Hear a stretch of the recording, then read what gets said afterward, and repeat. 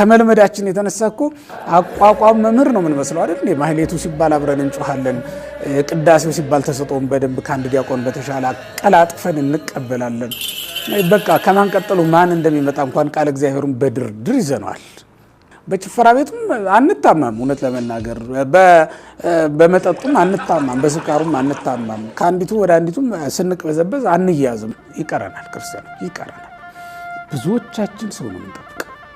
ለዚህ ነው የዘገየብን። አያችሁ፣ ታምራቱ አዘገየ ነው። እግዚአብሔርን ጨምረ ነው እኛ ህይወት ውስጥ እግዚአብሔር ስራ እንዳይሰራ አዘገየ ነው። ያውም እኮ የድህነቱ ስፍራ ላይ ቆመን እኮ ነው። አይታችሁታል። ሰው የምትጠብቁ ሰዎች አቁሙ፣ በሞቴ አቁሙ። እግዚአብሔርን ጠብቁ፣ እግዚአብሔርን ተስፋ አድርጉ። እናንተን ሊጎበኝ የሚመጣባት ቀን እንዳለች አስቡ። ግድ የላችሁም።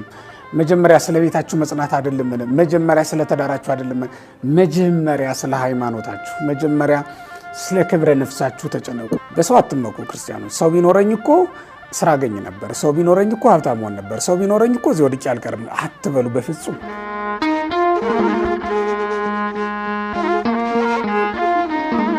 በስመ አብ ወወልድ ወመንፈስ ቅዱስ አሐዱ አምላክ። በስም በግብር በአካል ሶስት በባህሪ በህልውና እንደ አምላክ ብዬ አመኜ ረድኤተ እግዚአብሔርን አጋዥና ጠግ በማድረግ የተወደዳችሁ የእግዚአብሔር ቤተሰቦች በያላችሁበት እግዚአብሔር ሰላም ይድረሳችሁ። ላለሁ እንደምንሰነበታችሁ። ባለፈው ጊዜ እንግዲህ በምኩራብ ወይም ደግሞ ጌታ ቤተ መቅደስን ባነጻበት ሳምንት፣ የአይሁድን መስዋዕት በለወጠበት ሳምንት፣ የአይሁድንም ስልጣን እንዳሳለፈባቸው በሚያስረዳው ወንጌል ላይ ተነስተን ስንነጋገር ነበር።